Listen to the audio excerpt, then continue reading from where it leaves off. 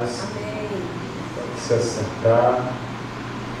Vamos estar ministrando a palavra nessa noite. Como eu falei com o pastor Elias, é uma responsabilidade e ao mesmo tempo é um privilégio. É uma grande responsabilidade ser aí canal de Deus para a igreja do Senhor, ser usado por Deus é uma responsabilidade, mas ao mesmo tempo é um grande privilégio também saber que você está dando o seu melhor e servindo a Deus naquilo que Ele te chamou. Esse mês de fevereiro, mês de fevereiro, no final de mês de janeiro, início de mês de fevereiro, todo mês de fevereiro, no Ministério Infantil, ao qual eu dou aula para as crianças na parte da manhã, estivemos falando sobre o Espírito Santo de Deus. Era o tema da nossa revista, o tema do nosso material sobre o Espírito Santo, ministrando sobre a vida das crianças, quem é o Espírito Santo, qual a função do Espírito Santo, como veio o Espírito Santo, como o Espírito Santo trabalha em nós. E por ter ministrado isso para as crianças, eu acabei sendo influenciado por esse período longo que eu vivenciei com eles aí, esse mês, e aprendi muita coisa.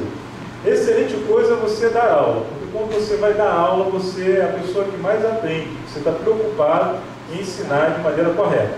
Meu amigo Otacílio balançou a cabeça aqui com a convicção de um professor universitário que é, sabia que estar na sala de aula te impõe um ritmo, de estudo diferenciado se você estivesse apenas sentado para ouvir. Por que eu estou falando isso? Por que o irmão está falando isso? Para você se envolver em algum ministério, com certeza você vai crescer muito mais.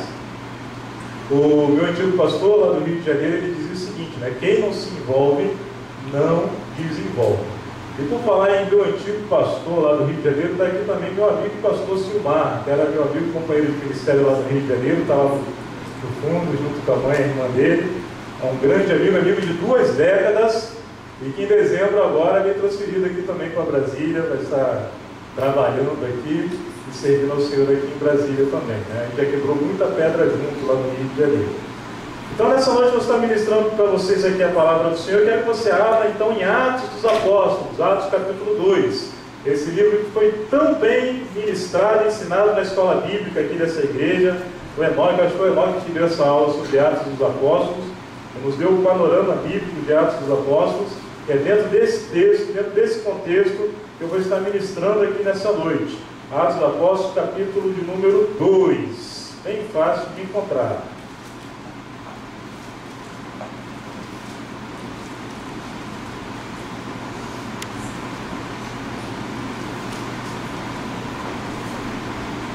Atos dos Apóstolos, capítulo de número 2.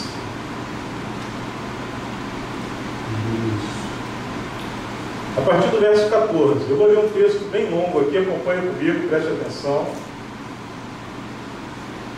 Mas é necessário que eu leia esse texto longo para a compreensão dos irmãos da mensagem, para contextualizar aqui. Capítulo 2, a partir do verso de número 14. Então se levantou Pedro com os 11 e, erguendo a voz, advertiu-os nestes termos: varões judeus e todos os habitantes de Jerusalém, tomai conhecimento disto e atentai nas minhas palavras. Estes homens não estão embriagados como vindes pensando, sendo esta a 3ª hora do dia. Mas o que ocorre é o que foi dito por intermédio do profeta Joel. E acontecerá nos últimos dias, assim diz o Senhor, que derramarei do meu espírito sobre toda a carne. Vossos filhos e vossas filhas profetizarão, vossos jovens terão visões e sonharão, vossos velhos. Até sobre os meus servos e sobre as minhas servas derramarei do meu espírito naqueles dias, e profetizarão. Mostrarei prodígios em cima no céu e sinais embaixo da terra: sangue, fogo, vapor de fumaça. O sol se converterá em trevas e a lua em sangue, antes que venha o grande e glorioso dia do Senhor. E acontecerá que todo aquele que invocar o nome do Senhor será salvo. Varões israelitas, atendei a essas palavras. Jesus, o Nazareno, varão aprovado por Deus, diante de vós com milagres, prodígios e sinais, os quais o próprio Deus realizou por intermédio dele entre vós, como vós mesmos sabeis, sendo este entregue pelo determinado desígnio e presciência de Deus, vós o matastes, crucificando-o por mãos de iníquos, ao qual, porém, Deus ressuscitou, rompendo os grilhões da morte, porquanto não era possível fosse ele retido por ela. Porque a respeito dele diz Davi: diante de mim via sempre o Senhor, porque está à minha direita, para que eu não seja abalado. Por isso se alegrou o meu coração e a minha língua exultou. Além disso também, a minha própria carne repousará em esperança. Porque não deixarás a minha alma na morte, nem permitirás que o teu santo veja corrupção. Fizeste-me conhecer os caminhos da vida, encher-me-ás de alegria da tua presença. Irmãos, seja-me permitido dizermos claramente a respeito do patriarca Davi, que ele morreu e foi sepultado, e seu túmulo permanece entre nós até hoje. Sendo, pois, profeta, e sabendo que Deus lhe havia jurado que um dos seus descendentes se assentaria no seu trono, prevendo isso, referiu-se à ressurreição de Cristo, que nem foi deixado na morte, nem seu corpo experimentou a corrupção. A este Jesus Deus ressuscitou, do que todos nós somos testemunhas, exaltado, pois, à destra de Deus, tendo recebido do Pai a promessa do Espírito Santo, derramou isso que vedes e ouvides, porque Davi não subiu aos céus, mas ele mesmo declara: disse o Senhor ao meu Senhor: assenta-te à minha direita, até que eu ponha os teus inimigos por estrado dos meus pés. Esteja absolutamente certa, pois, toda a casa de Israel, de que a este Jesus que vós crucificastes, Deus o fez Senhor e Cristo. Ouvindo eles essas coisas, compungiu-lhes o coração e perguntaram a Pedro e aos demais apóstolos: que faremos, irmãos? Respondeu-lhe Pedro: arrependei-vos, e cada um de vós seja batizado em o nome de Jesus Cristo para a remissão dos vossos pecados, e recebereis o dom do Espírito Santo. Senhor, fala para a tua igreja nessa noite.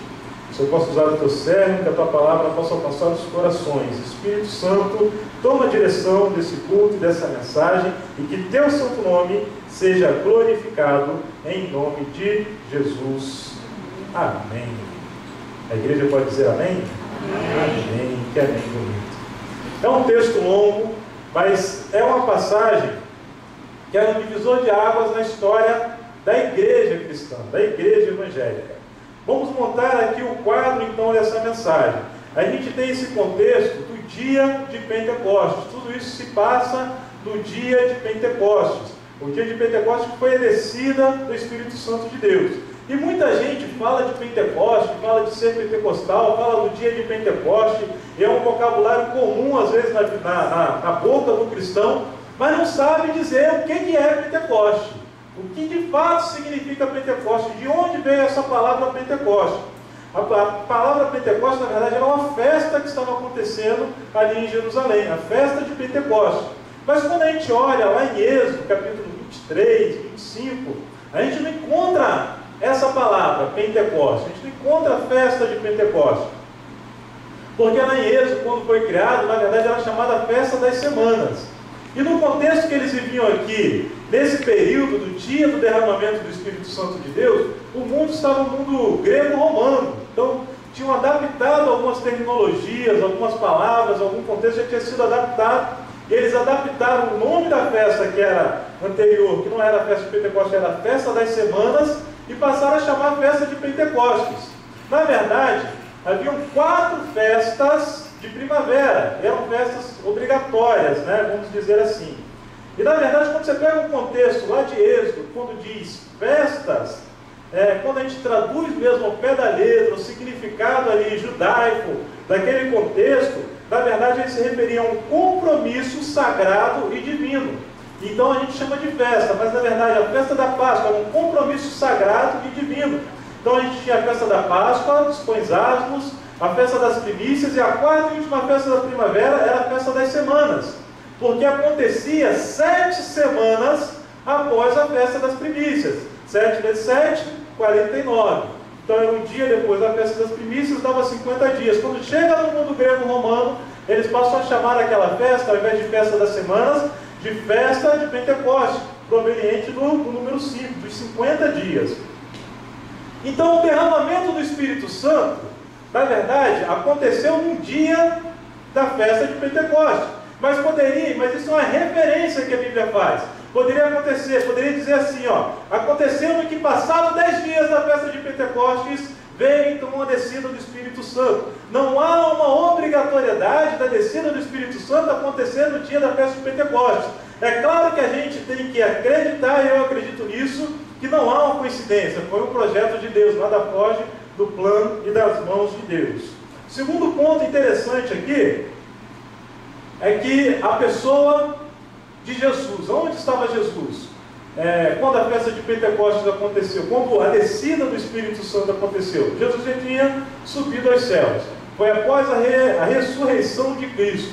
Na verdade, 10 dias após a ressurreição de Cristo.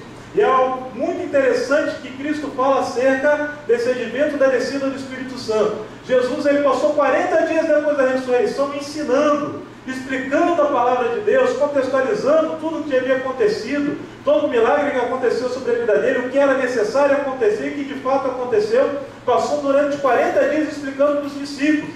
Imagina os discípulos bebendo, comendo daquela palavra, sendo alimentados pelo próprio Cristo, mas em momento nenhum Jesus fala para eles saírem pregando essa novidade. Pelo contrário, Jesus fala assim, olha, eu vou ter que ir para o Pai, mas eu não vos deixarei órfãos, vos enviarei a promessa de meu Pai, o Espírito Santo de Deus, o Consolador. Jesus fala para os discípulos, vocês não vão ficar sozinhos. Imagine você com Jesus Cristo ressurreto. Você que conviveu com Jesus quando ele estava em vida, viu ele sendo crucificado. Agora você vê Jesus tendo ressuscitado no seu meio, comendo com você, falando com você, explicando para você. Você ia querer que Jesus se afastasse de você? Não ia querer de jeito nenhum. Você ia falar, Jesus, fica aqui comigo. Fica mais um pouquinho, continua aqui conosco. Está muito bom o que nós estamos aprendendo. Mas chega um momento que Jesus fala assim, eu tenho que ir para o Pai, para que a promessa dele possa vir sobre vós. Então a gente entende que a descida do Espírito Santo, os crentes serem cheios do Espírito Santo, não é uma opção. Jesus falou, eu tenho que ir, porque se eu não for, o Espírito Santo não vai descer sobre vós. Era uma necessidade para a igreja, era algo importante para a igreja, era algo que a igreja não podia abrir mão, era algo que não podia ser barganhado, não podia ser trocado. A igreja tinha que receber o Espírito Santo de Deus. E quando Jesus se refere ao Espírito Santo de Deus, ele usa a palavra, uma palavra muito forte. Ele fala assim, eu não vos deixarei órfãos, mas vos enviarei o Consolador. E no outro ponto ele fala assim, ó, permanecei em Jerusalém, até que do alto sejais revestidos de poder. E Jesus usa essa palavra 2 vezes, poder. Mas recebereis poder ao descer sobre vós o Espírito Santo, isso depois dele ressurreto. E sereis testemunhas, tanto em Jerusalém, tanto em Samaria, Judéia e até os confins da terra. Então era necessidade para a igreja. Um outro panorama interessante, antes de nós entrarmos de fato na mensagem, é a pessoa de Pedro, do apóstolo Pedro. Se você lembrar um pouco antes desses acontecimentos, vamos colocar aqui então 50 dias antes desse acontecimento, cerca de 50 dias antes desse acontecimento, Jesus é preso lá no Getsemane. Pedro estava junto, e a Bíblia narra que Pedro saca da sua espada e corta a orelha de um rapaz que estava lá, e vê toda aquela situação acontecendo. Pedro chega a falar para Jesus que não era para Jesus ir para Jerusalém. Jesus fala assim, afasta de mim, Satanás. E quando está naquela situação do Getsemane, Pedro vê toda aquela situação e ele fica com um certo trauma, porque a Bíblia fala que o discípulo que conhecia as pessoas onde Jesus estava preso consegue entrar e consegue a liberação para Pedro, volta, busca Pedro, coloca Pedro lá no meio, assim esquentando perto de uma fogueira, como diz o texto bíblico. E uma pessoa pergunta assim, ei, você também é seguidor daquele que estava ali? Pedro fala, eu não. E aquela passagem muito famosa que nós conhecemos, que Pedro então nega Jesus 3 vezes. Por que Pedro negou? Com certeza ele estava com medo. A Bíblia não contextualiza assim, mas a gente vê um certo temor de ser preso, de ser morto também. Havia um temor no coração dele. E agora, já no advento da festa de Pentecostes, da descida do Espírito Santo de Deus, nós vemos ali agora essa figura de Pedro, aquele que negou Jesus após o Pentecostes, após receber a plenitude do Espírito Santo, um homem ousado, cheio da unção de Deus, cheio do poder de Deus, aquele poder que próprio Jesus falou assim, recebereis poder ao descer sobre vós o Espírito Santo, pregando com ousadia. E é essa pregação de Pedro que nós vamos passar aqui nessa noite. Uma pregação cheia do Espírito Santo de Deus, que foi a pregação de Pedro, foi a mensagem de Pedro. O que é uma mensagem por um pregador cheio do Espírito Santo? O que é uma mensagem direcionada pelo Espírito Santo? Como é uma pregação de alguém que está cheio, transbordando, vivendo a plenitude do Espírito Santo? É uma mensagem como essa que Pedro pregou aqui no Pentecostes. E o primeiro ponto que a gente entende de uma mensagem cheia do Espírito Santo, de um pregador que está cheio do Espírito Santo, está sendo direcionado, está sendo municiado pelo Espírito Santo de Deus, está sendo alimentado, está sendo orientado pelo Espírito Santo de Deus, é que a mensagem ela é cristocêntrica. Cristo vai ser exaltado nessa mensagem, Cristo vai ser o centro dessa pregação, Cristo vai ser exposto através dessa pregação. Isso nós vemos aqui no capítulo 2, no verso 22, quando ele diz da seguinte maneira: varões israelitas, atentei a essas palavras, Jesus, o Nazareno, varão aprovado por Deus, diante de vós, com milagres, prodígios e sinais, o qual o próprio Deus realizou por intermédio dele, entre vós, como vós mesmos sabeis. Então a mensagem ela é cristocêntrica, e na mensagem cristocêntrica, Pedro já coloca o primeiro ponto, que é a morte de Cristo. Ele começa traçando a morte de Cristo. No versículo 23 ele diz: sendo este entregue pelo determinado desígnio e presciência de Deus, vós o matastes, crucificando por mãos de inimigos. Uma mensagem cheia do Espírito Santo, ela é cristocêntrica, ela fala da morte de Cristo. A morte de Cristo é um referencial da vida do cristianismo, é um referencial da vida do cristão. O cristão ele tem que entender essa morte de Cristo. O cristão não pode ter medo de falar de morte. Eu conheço muitas pessoas que falam que não vai em velório, não vai em cemitério, que não gosta dessas coisas. Conheço pessoas que os pais faleceram e não foi no velório, nem no cemitério. Conheço pessoas que o filho faleceu e não foi no velório e falou que não gosta de cemitério. Mas o cristão ele tem que estar habituado com essa palavra morte. Cristo morreu por mim, por você. Ele morreu preocupado com a minha morte, com a sua morte. Porque a nossa vida aqui terrena, por melhor que seja, se a gente chegar no patamar da avó do meu amigo, o pastor Silmar, que está lá atrás, está com 91 anos lá no Maranhão, a gente está no lucro. Mas poucos vão chegar a 91 anos de idade. Mas a eternidade vai ser a eternidade. Cristo morreu preocupado com a minha e com a sua morte. E a morte de Cristo, ela não pode ser contada como uma derrota. A morte de Cristo não foi uma derrota. A morte de Cristo, na verdade, foi uma vitória. O apóstolo Paulo diz assim que a cruz de Cristo é um escândalo. A cruz de Cristo é algo escandaloso. Porque quem merecia estar na cruz era eu e você.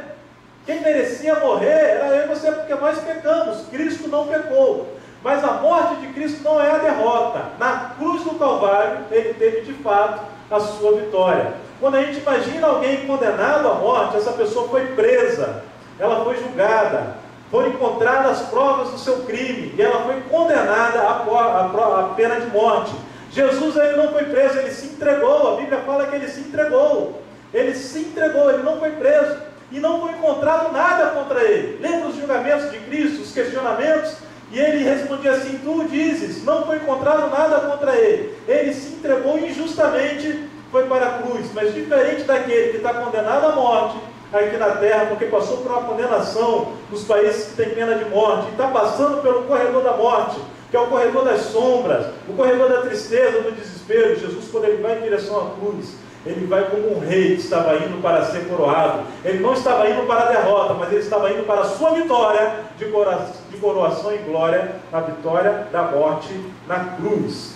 Pedro ele também fala no versículo 24, não só da morte, ele fala da ressurreição, ao qual porém Deus ressuscitou, rompendo os grilhões da morte, porquanto não era possível que ele fosse retido por ela.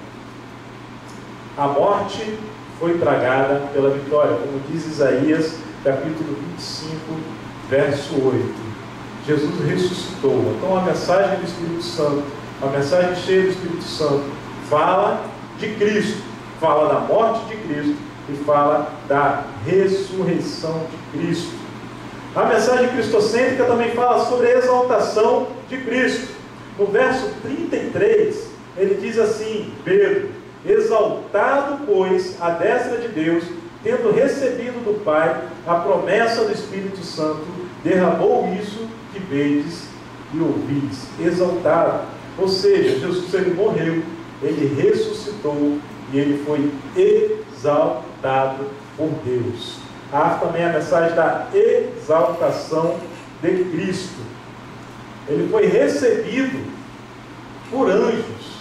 Quando você lê ali em Atos, quando Cristo está subindo aos céus, a Bíblia fala que 2 varões de branco vêm para recepcioná-lo, vieram para fazer uma recepção de honra. Cristo, ele subiu com exaltação, ele foi exaltado. Quando a gente lê lá em Filipenses, no capítulo 2 de Filipenses, que diz que Cristo, Jesus, ele não usurpou ser igual a Deus. É um hino maravilhoso esse aí, é algo para você decorar, guardar no seu coração, recitar para o seu filho, para o seu neto, para a sua neta, para a sua esposa, para o seu esposo, que ele não usurpou ser igual a Deus, antes esvaziando de si mesmo, assumiu a forma de homem, e sendo obediente até a morte, morte de cruz, pelo que Deus o exaltou, sobremaneira que lhe deu o nome que está acima de todo nome, a qual é o nome de Cristo Jesus, todo joelho se dobre e toda língua confesse que Jesus Cristo é Senhor. No verso 36, ele aponta para o senhorio de Cristo. Esteja absolutamente certa, pois, toda a casa de Israel, de que esse Jesus que vós crucificastes, Deus o fez Senhor e Cristo. Ou seja, a mensagem do Espírito Santo apontava para Jesus. E o pastor Hernandes Dias Lopes, ele faz um comentário muito interessante. Ele fala que o Espírito Santo é como se fosse um holofote. Quantos aqui conhecem um holofote? Todo mundo conhece um holofote. Amém. Eu lembro que muitas das vezes, navegando, sou marinheiro, e eu era auxiliar do sinaleiro do navio, e o sinaleiro ele tem a responsabilidade de fazer comunicação de um navio com outro através de sinais, por isso o nome sinaleiro. E um dos equipamentos do sinaleiro era o holofote, então ele ia lá no código Morse e através do holofote direcionava para outro navio e estabelecia aquela comunicação. Oi, e aí, companheiro, como é que você está? Está tudo bem aí? Está tudo bem. Eu respondia, está ok, está tudo bem. E o pastor Hernandes Dias Lopes, num dos seus comentários, ele fala que o Espírito Santo é como se fosse um holofote para destacar o senhorio de Cristo. Que sentido do holofote? O holofote nunca lança luz em si mesmo, ele sempre lança luz em alguma coisa. E o Espírito Santo é o holofote que lança luz sobre o senhorio de Jesus Cristo. Então a gente tem o primeiro ponto, que é a mensagem cheia do Espírito Santo, a mensagem cristocêntrica, que a gente já entendeu aqui por tudo que Pedro fez. Mas uma mensagem cheia do Espírito Santo é o mesmo sermão que Pedro pregou aqui, ela é, em segundo lugar, também uma pregação eficaz, quando nós vemos no versículo 37. Ouvindo eles estas coisas, compungiu-se-lhes o coração e perguntaram a Pedro e aos demais apóstolos: o que faremos, irmãos? A mensagem que Pedro trouxe para eles, entenda bem que a mensagem eficaz de Pedro foi uma mensagem direta. Pedro não fez muito rodeios. Pedro falou assim: está vendo o que está acontecendo aqui? E por que tinham muitos espectadores? A Bíblia fala que houve um barulho, houve uma manifestação grande do Espírito Santo, de maneira que os homens que estavam reunidos lá em Jerusalém, a grande multidão. Por que uma grande multidão? Porque era a festa de Pentecostes. E nesse ponto aí a gente entende que não era uma coincidência de Deus no dia da festa de Pentecostes, porque era um dia de aglomeração, era uma peregrinação. Os judeus dos vários cantos daquele mundo na época vinham para Jerusalém, convergiam para Jerusalém para a festa de Pentecostes. E era a 3ª hora do dia, como o judeu começa a contar às 6 horas da manhã, eram 9 horas da manhã. E os homens, aquelas 120 pessoas que estavam reunidas no cenáculo, orando, buscando, clamando pela promessa do Pai, que foram cheios do Espírito Santo, aos olhos desses outros, pareciam que estavam embriagados. Foi algo que chamava a atenção, de maneira que Pedro então pega e chama a atenção para si e começa a pregação. E depois de Pedro pregar, no versículo 37, aqueles homens ficam tão impactados, que ele pergunta para Pedro: o que nós vamos fazer agora? Trouxe tamanha convicção do pecado que eles estavam vivendo, do pecado que eles tinham convivido, do pecado que eles tinham cometido, que eles chegaram a esse ponto de perguntar para Pedro, como se fosse um desespero de alma. Eu sei, eu entendo agora essa mensagem abriu os meus olhos. Eu entendi que se eu continuar nesse caminho eu estou perdido. O que eu posso fazer agora, apóstolo Pedro? E Pedro então vai dar para ele a resposta e a direção, ou seja, uma mensagem eficaz. Uma mensagem pregada, cheia do Espírito Santo, traz a convicção de que nós somos pecadores. Traz a convicção do pecado daqueles que ouvem. Eu ouvi uma mensagem recentemente de uma mãe falando que a filha descobriu que era pecadora. E ela descobriu que a filha era uma pecadora. Mas a filha dela era pequenininha e ela estava contando isso, a mãe contando para o pai, né? Ou seja, para o avô que era o pastor. 2 segundos para eu deixar. Obrigado. E ela liga para o pai e fala assim: pai, não lembro agora o nome da menina, deixa eu apelidar ela aqui de Esther. Pai, a Esther descobriu que é pecadora. E eu descobri também que a Esther é pecadora. E aí o avô, o pastor, falou: mas me conta essa história, o que aconteceu? Ela disse: pai, eu estava no quarto, no chão, fazendo a unha, passando esmalte, a Esther está lá. Criança pequena, uns 3, 4 anos de idade. Está lá olhando e eu falei: espera que a mamãe vai fazer o seu também, com todas as minhas maquiagens no chão, todos os meus esmaltes ali na caixa, tudo no chão, eu olhei à vontade, o louvor tocando. E eu precisei levantar e ir até a cozinha. E falei para a Esther: Esther, não mexe em nada, hein? A mamãe já está voltando, não mexe em nada. Eu fui para a cozinha resolver o que tinha que resolver. Quando eu voltei, cadê a Esther? A Esther não estava no quarto. E eu falei: Esther, cadê você? Onde estás? E Esther respondeu: estou aqui entre as portas do guarda-roupa. Esther, por que você está aí nas portas do guarda-roupa? Porque eu provei do batom do bom e do mal que você dissesse que eu não podia provar. E ela abriu a porta do armário e viu que a Esther estava toda lambuzada de batom e com as maquiagens da sua mãe. E a mãe percebeu: rapaz, ela entendeu já que ela fez o que era errado e se escondeu. É assim que funciona a convicção do pecado. Ela está convicta que estava errado e foi se esconder. Assim aconteceu com o homem.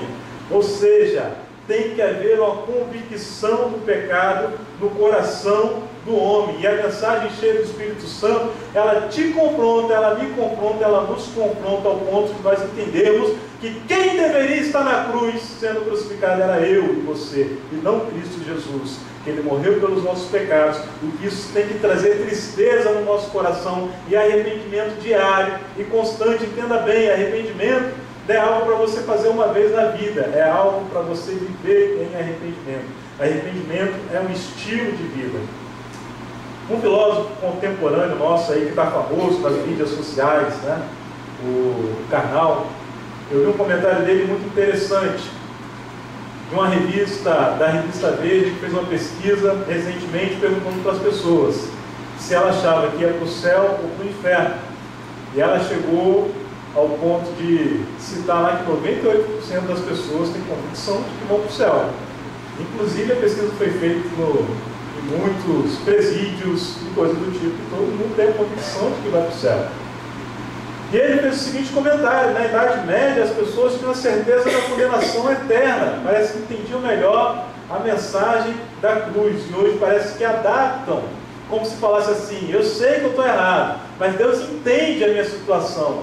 Querido, você não tem que adaptar a palavra de Deus à sua vida, você tem que se adaptar à palavra de Deus. E quando você se adapta à palavra de Deus, você tem que tirar aquilo que não encaixa na palavra de Deus. E daí vem então o arrependimento e a convicção do pecado sobre a sua alma.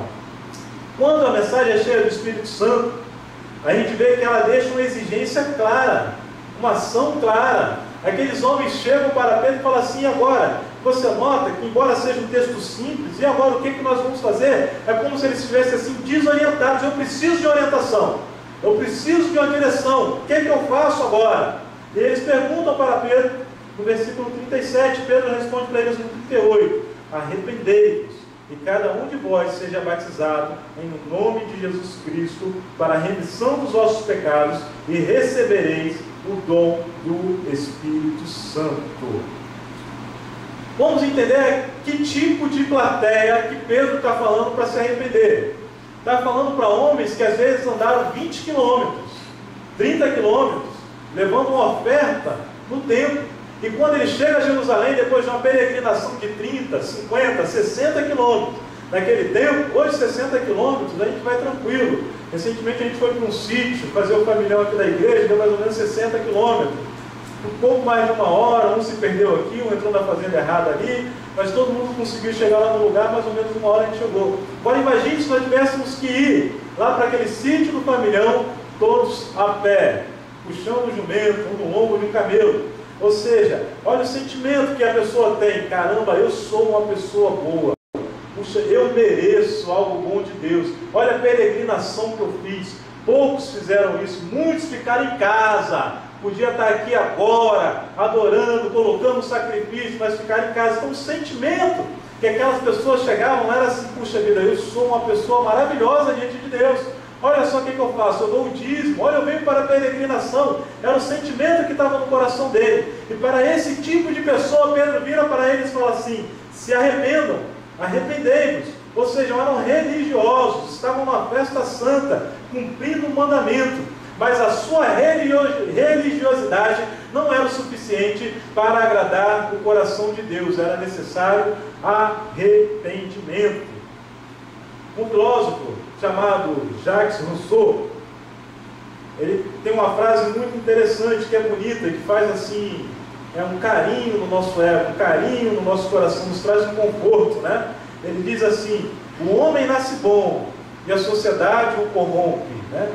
Mas essa frase de Rousseau, biblicamente, ela está errada, porque o homem nasce mal.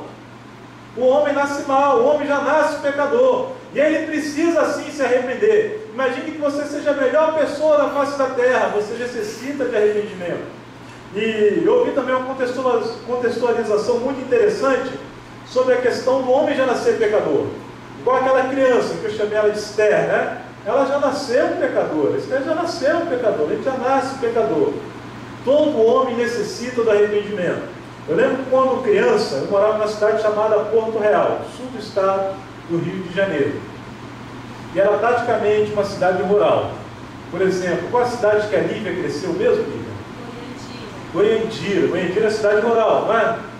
Mais ou menos rural. Então, imagina se uma cidade parecida com Goiandira. Então tinha muita fruta, né? Os vizinhos, quando as fruteiras estavam cheias, abriam as porteiras lá para as crianças. Não, as crianças podem pegar à vontade as frutas. Eu lembro que lá tinha muita jaca, jabuticaba, goiaba, manga, então, que era a minha fruta preferida, era manga.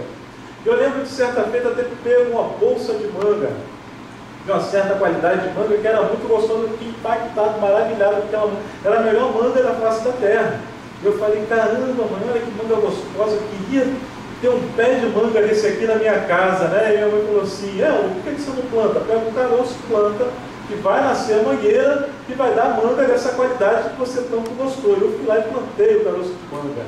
E o que aconteceu? Querido, brotou o pé de manga. Eu fiquei feliz da vida, protegi o meu pé de manga, né? E eu ficava tomando conta dele lá, eu ficava feliz, eu olhava o pé de manga, eu estava feliz que ele estava crescendo. E aquele pé de manga, ele não dava manga ainda, mas ele já era um pé de manga, já era uma mangueira. Você, quando nasce, talvez você nem entendeu o que é pecado ainda, mas vai chegar a hora que você vai começar a brotar pecado na sua vida. Entendeu a associação? Você já nasce pecador. Você já nasce tendencioso ao pecado. Todos nós necessitamos de arrependimento. Então essa palavra do nosso filósofo aqui, que o homem nasce bom, é uma mentira. O homem nasce mal e necessita do arrependimento. E a mensagem cheia do Espírito Santo é essa, de que o homem necessita do arrependimento. O meu pé de manga nunca deu uma manga, porque veio um coleguinha meu que era vizinho, que usou meu pé de manga, matou meu pé de manga. Só para você saber onde encerra a história do pé de manga. Eu nunca comi manga nesse pé de manga. Mas o importante é que a mensagem cheia do Espírito Santo, ela deixa claro uma exigência. O que nós temos que fazer? Nós temos que nos arrepender. Eu lembro que no trabalho, aqui também tem, nós temos culto lá no meu trabalho, na hora do almoço. Eu trabalhava no arsenal da Marinha, lá no Rio de Janeiro, E lá tinha um culto assim, que o espaço de oração lá era praticamente desse lado aqui da igreja, pegava até lá embaixo, esse lado lá da igreja. Tony, pode deixar que eu não vou mexer mais não. Tony está preocupado aqui comigo. Era só esse lado aqui da igreja assim, então era um espaço grande para um ambiente de culto dentro do trabalho. E eu tinha um supervisor, o nome dele, Demerval. E certo dia, comentando um texto bíblico lá, ele falou: caramba, você é crente? Eu falei: sou, estava trabalhando de pouco com ele, né? Eu era marinheiro, ele era meu supervisor, sargento. Ele falou: então, quando você quiser comentar alguma coisa da Bíblia, pode comentar comigo que eu gosto de ouvir. Então, quando pede, a gente já prega, quando pede para pregar, então, né, então era todo dia, trazia um texto, aí falava com ele, comentava com ele, falava para ele ler a Bíblia em casa, ele lia, e aí chegava com questionamento: eu não entendi isso aqui, cara, eu li isso aqui, o que é isso aqui? Isso aqui é isso, meu irmão. E chamava ele para o culto. Tinha culto, acho que era todo dia, lá nesse quartel, era todo dia, tinha um capelão. Então todo dia tinha culto. Eu chamava ele para o culto e ele sempre falava assim: não dá para eu ir hoje não, hoje eu vou ver o Grupo Esporte, hoje teve o Grupo do Flamengo. Ele sempre dava desculpa e nunca ia. Sempre dava desculpa, os estagiários chamavam ele também e nunca ia. Depois de uma pequena perseverança de mais ou menos uns 6 meses convidando ele constantemente, ele foi. E no primeiro dia que ele foi, assim que chegamos lá no culto, o pastor que estava ministrando pegou e falou assim, num determinado momento: quem tem certeza da sua salvação, levanta a mão. E a igreja toda levantou a mão, inclusive eu levantei a mão, os estagiários levantaram a mão, ele estava sentado no meio da gente, ele olhou para um lado, olhou para o outro, viu todo mundo com a mão levantada, olhou para frente, e eu vi que ele não sabia o que ele fazia, se ele levantava, se não levantava, todo mundo levantou. Eu vi que aquilo assim buscou uma resposta dentro dele. E quando a gente saiu daquele culto lá, se perguntar para ele qual é a mensagem, ele não lembra. Mas com certeza ele vai lembrar que o pastor perguntou quem tem certeza da salvação. E chegamos de novo no ambiente, na repartição, e quando chegamos lá no prédio, ele perguntou assim: Eldo, quando o pastor perguntou quem tinha certeza da salvação, por que vocês levantaram a mão? Aí eu falei: é essa que eu estava querendo. Eu falei assim: porque eu já aceitei Jesus como Senhor e Salvador da minha vida, e o Espírito Santo de Deus, ele pega e conecta ao nosso coração, ele comunica ao nosso coração que nós somos filhos de Deus, e aquele que quer não tem dúvida, levanta a mão na hora. E ele falou: mas é simples assim. Eu falei: inclusive, se você quiser aceitar Cristo agora, deixar Cristo entrar no seu coração, você vai ver que quando você for questionado sobre isso, você vai ser o primeiro a levantar a mão. Aí, mas não precisa ir para a igreja, não? Lá na igreja? Não, querido, pode ser aqui agora, ele pode ser aqui agora.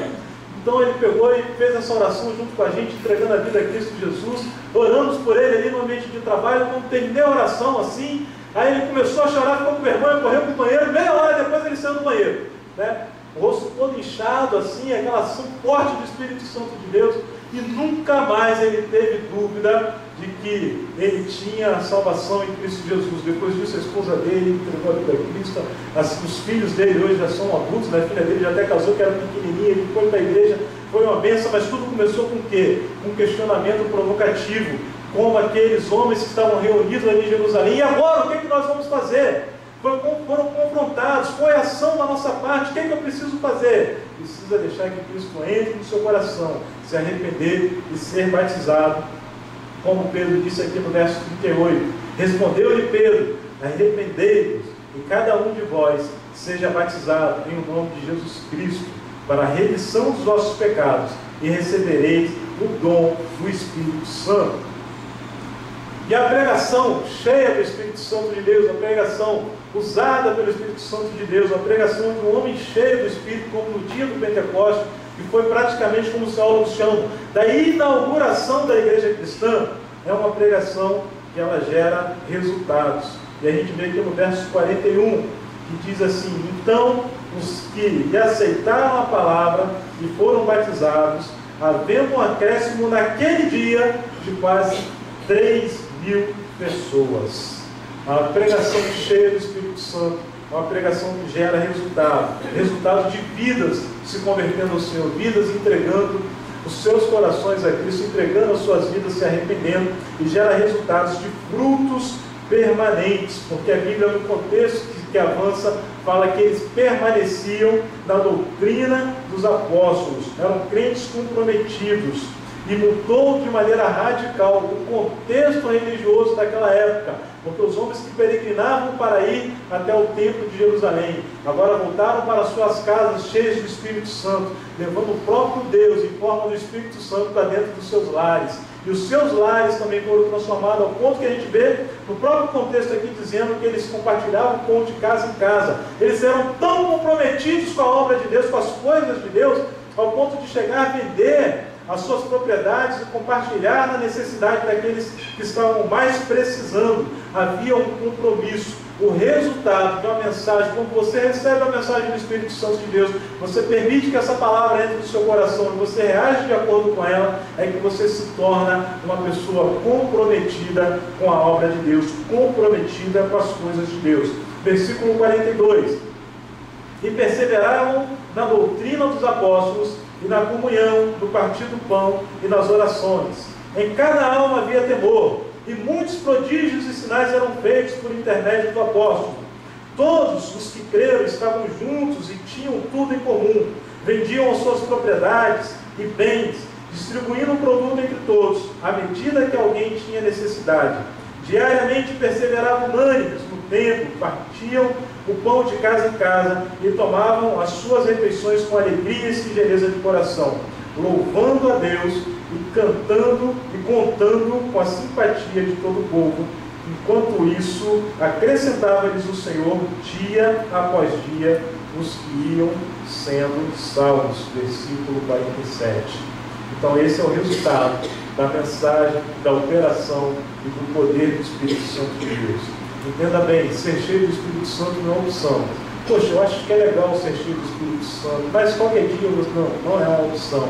O apóstolo Paulo, quando fala dessa questão do Espírito Santo, ele fala assim: não vos embriagueis de vinho, onde há contendas e dissoluções, mas enchei-vos do Espírito Santo. O Enoque, que é um excelente professor de português, depois vai falar para você em que sentido, contexto está esse termo enchei-vos, mas é uma ordem expressa, não te dá a opção de ser vazio, de ser morno, de ser meio termo, de ficar em cima do muro. É uma necessidade da igreja que a igreja seja cheia do Espírito Santo. E a igreja vai ser cheia do Espírito Santo se cada membro se deixar transbordar, buscar o Espírito Santo e ser cheio do Espírito Santo de Deus.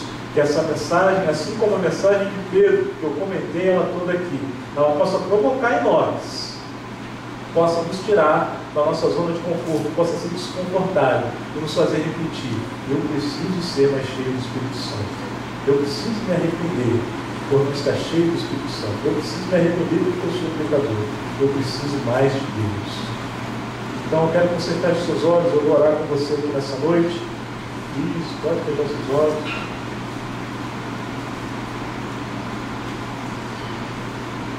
Espírito Santo de Deus, nós te glorificamos nessa noite.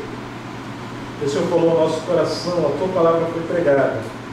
Nós temos certeza que o Senhor tocou em nosso coração, naquilo que nós precisávamos ouvir, não naquilo que nós queríamos ouvir.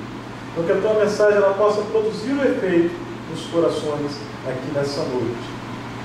Já pegando o gancho dessa palavra, assim como aqueles homens reagiram à mensagem de Pedro, eu quero perguntar se aqui nessa noite tem alguém que ainda não entregou a sua vida a Cristo Jesus, mas que hoje entendeu essa mensagem, que não é uma mensagem de acusação, é uma mensagem para você reconhecer os seus pecados, reconhecer as suas dificuldades, reconhecer os seus erros e entender que você mesmo não vai conseguir se você andar sozinho, mas que em Cristo Jesus Ele pode mudar a rota da sua história e pode transformar a sua vida te enchendo do Espírito Santo. Tem alguém aqui nessa noite que quer entregar a sua vida a Deus e se deixar ser cheio pelo Espírito Santo de Deus?